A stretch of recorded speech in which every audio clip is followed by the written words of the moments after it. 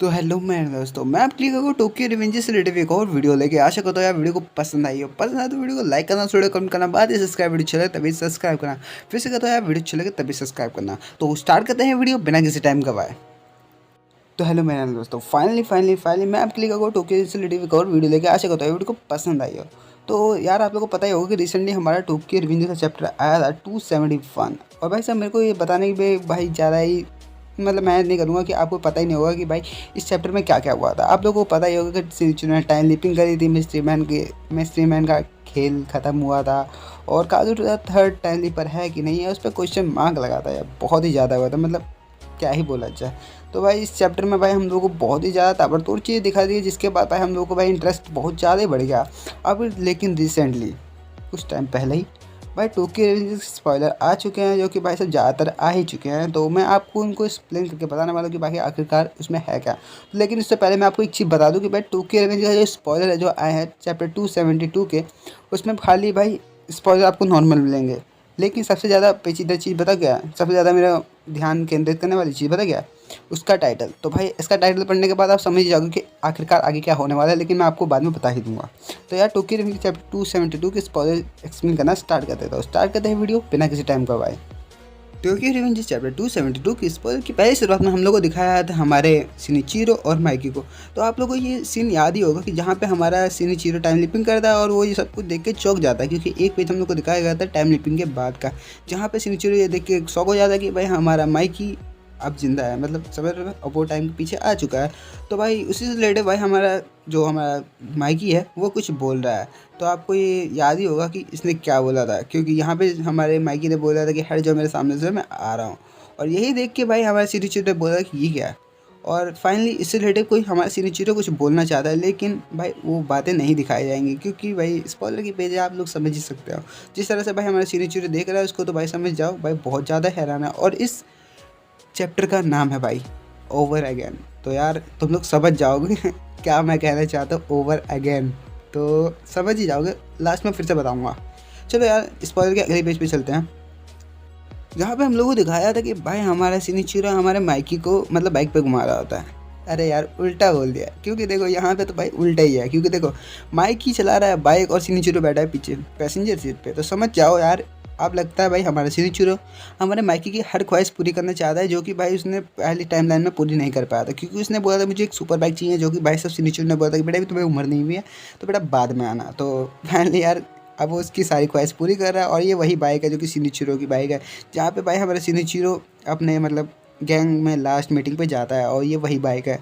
और देख सीन को ध्यान से देखने पे हम लोग को पता चलता है कि भाई ये लोग अब कहीं जाने वाले हैं, जो कि भाई एक राइडिंग पे है। तो भाई मैं नॉर्मली कह सकता हूँ यार ये लोग समुद्र किनारे जाने वाले हैं, क्योंकि आगे का स्पॉइलर पेज शायद उससे रिलेटिव है। तो यार स्पॉइलर के अगले पेज पे चलते हैं। स्पॉइलर के अगले पेज पे चलते हैं, जहाँ पे भाई हमारे सिनिचिरो को दिखाया जाता है, जो कि बहुत ज़्यादा खुश होता है। तो आप लोगों को पता ही होगा कि भाई ये सिनिचिरो खुश क्यों है, क्योंकि इसको भी खुद पता है यार मरने के बाद कोई इंसान वापस आ जाए तो कितनी ज़्यादा खुशी होती है, क्योंकि आज तक ही कभी ऐसा हुआ नहीं। लेकिन सिनिचिरो भाई दूसरी टाइम लाइन में जाके बहुत ज़्यादा खुश है। और सीन को बैकग्राउंड को देखने में हम लोग को पता चलता है कि भाई एक दरिया के सीन यानी एक समुद्र के पास का सीन है, जहाँ पे एक रोड है भाई, और वहीं पे ये बाइक चला रहे हैं। और सिनिचिरो की शक्ल देखने के बाद हम लोग को ये पता चल ही जाता है कि भाई वो कितना ज़्यादा खुश है। तो यहीं पे स्पॉइलर पेज यहीं पे था। और अगले स्पॉइलर पेज पे पढ़ते हैं, जहाँ पे हम लोग को दिखाया था एमा को, जो कि शायद कुछ बना रही होती है। और शायद जैसे उसने भाई पीछे मुड़ के देखा है, उस हिसाब से तो मेरे को लग रहा है कि उसको सिनिचिरो ने बुलाया, मतलब सिनिचिरो ने एमा को बोले कॉल किया, मतलब हे एमा ऐसा कुछ बोला होगा, जिसकी वजह से भाई हमारी एमा उसको पीछे मुड़ के देख रही है। और जिस तरह से वो खाना बना रही है या फिर कुछ बर्तन धो रही है, शायद बर्तन धो रही है, तो उस हिसाब से जैसे उसने पीछे मुड़ के देखा, तो मेरे को लग रहा है कि भाई हमारी एमा को हमारे सिनिचिरो ने बुलाया, मतलब कॉल किया, मतलब एक तरह से अटेंशन पाने के लिए, समझ रहे हो ना। क्योंकि एमा इसलिए पहली वाली टाइम लाइन में भाग चुकी थी घर से, पता नहीं क्यों भागी थी। अब इस टाइम लाइन में उसको ड्रैगन मिलने वाला है, तो भाई इसकी जीवन समझ गया, समझ रहे हो ना। तो यार इस पर के अगले पेज पे चलते हैं।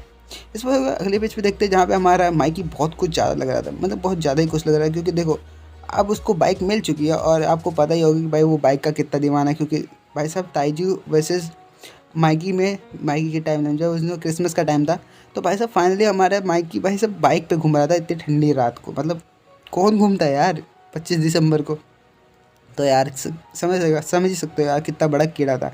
आखिरकार वो अपने ताकि मिर्ची को उठा के ले जाता है भाई साहब बाइक राइडिंग के लिए। तो यार वो भी लेवल, और इसीलिए भाई वो खुश लग रहा है क्योंकि उसको बाइक मिल गई। तो फाइनली कह सकते हो बढ़िया लाइन है। इसके बाद अगले पेज में हम लोग को दिखाया जाता है कावारागी संजू को, जो कि भाई साहब दरवाजे के पीछे खड़ी होती है और भाई साहब डर रही होती है। तो यार जिस तरह से इसकी उम्र है और जिस तरह से ये भाई सीन दिखाया गया है उस तरह से ये सीन दोबारा दोहराएगा, क्योंकि ये सीन भाई हमारे चैप्टर 241 में यानी टोक्यो रिवेंज के चैप्टर 241 में ये सीन दोबारा आया था। क्योंकि जिस तरह से वो चैप्टर था उसमें हम लोग को बताया गया था, मतलब दिखाया गया था कि हमारे ताकेमिची को हमारी कावारागी संजू बताती थी कि उस दिन क्या क्या कांड हुआ था जिसकी वजह से भाई सांसू के मुंह पे स्कार आए थे। तो ये भाई वही चैप्टर है टोक्यो रिवेंजेस का चैप्टर 241, जो कि भाई साहब 3 डेज वॉर के बाद का सीन है, जहाँ पे हमारी सांसू अपना आत्मविश्वास हार जाती है और अकेले रहने लगती है। और भाई कन्फर्मली कह सकता हूँ जिस तरह से उसकी एज है और जिस तरह से उसके कपड़े हैं, क्योंकि ये दोनों सेम अगर हम लोग मैच करके देखें तो कन्फर्मेशन ये वही सीन आती है। और जहाँ तक कि दरवाजे की भी मतलब वही नक्शा, शायद कुछ ज़्यादा हिंदी होगी, तो इसी तरह से वेशभूषा उसकी वही है। तो जिस तरह से उसके कपड़े हैं, तो भाई कन्फर्मेशन ये चैप्टर 241 है, जहाँ पे हम लोग को दिखाया गया कि हमारी कावारागी संजू डरी हुई है, जो कि ये सब कुछ देखने के बाद डरी होगी माइकी द्वारा भाई हमारे सांजू का मुंह फाड़ने पर। तो भाई बहुत ज़्यादा ही डर गया। तो यार यहीं पे ख़त्म होते हैं हमारे टोक्यो रिवेंजेस चैप्टर 272 के स्पॉइलर पेज, यहीं पे ख़त्म। शायद आगे भी बहुत आ जाएं तो उनको बाद में कवर कर लेंगे अगर चांस बना तो यार यहीं पे ख़त्म होता है हमारे स्पॉइलर पेज टोक्यो रिवेंजेस चैप्टर 272 के यहीं पे ख़त्म। अब तुम लोगों को बताता हूँ एक मुद्दे की बात, जहाँ तक कि आपको याद होगा कि अगर किसी चैप्टर के बारे में हम लोग पढ़ते हैं तो उसका टाइटल हम लोग पहले पढ़ते हैं, क्योंकि उसमें उसका पूरा निचोड़ होता है। जैसे कि हम लोग जानते हैं कि भाई पूरी किताब में जो भी कुछ लिखा होता है मेन बातों को एक लाइन में लिखा जाता है, उनको बेसिक निकाल के भाई साहब एक टाइटल बना दिया जाता है और उसी टाइटल के हिसाब से हम लोग उस चैप्टर के बारे में बहुत ज़्यादा चीज़ जान जाते हैं। उसी तरह से भाई इस मांगा के चैप्टर में भी यही हुआ है। जिस तरह से इसका टाइटल आया है ओवर अगेन, इसका मतलब भाई सब कुछ दोबारा ख़त्म होने वाला है, जो कि भाई हमारे सिनिचिरो का होने वाला है। क्योंकि जिस तरह से इसमें लग रहा है कि हमारा जो माइकी ने जैसे अपनी स्टोरी बताया बैक स्टोरी में कि वो जा रहा होता सिनिचिरो की दुकान पे और हम लोग को दिखाया जाता कि काजुटोरा और बाजी गेम बजा के निकल चुके होते हैं हमारे सिनिचिरो का था, मतलब वही ख़त्म वाला सीन। तो शायद ये सीन इसी में आने वाला है, क्योंकि जिस तरह से इसमें दिखाया गया कि ओवर अगेन मतलब टाइटल, उस हिसाब से तो यही होने वाला है। तो यार तुम्हारे भाई का ये प्रेडिक्शन है, तो भाई सोची समझी चाल जो कि तुम्हारे भाई ने चल दी है, अब शायद यही होगा क्योंकि जिस तरह से इसका टाइटल है। तो यार इसी के साथ खत्म करते हैं हम लोग टोक्यो रिवेंजर्स चैप्टर 272 की स्पॉइलर की वीडियो यहीं पे खत्म। आशा करता हूँ यार वीडियो को पसंद आई हो, पसंद आए तो वीडियो को लाइक करना, थोड़ा कम करना, बाद सब्सक्राइब वीडियो चलेगा तभी सब्सक्राइब करना, फिर कहता वीडियो चलेगा तभी सब्सक्राइब करना।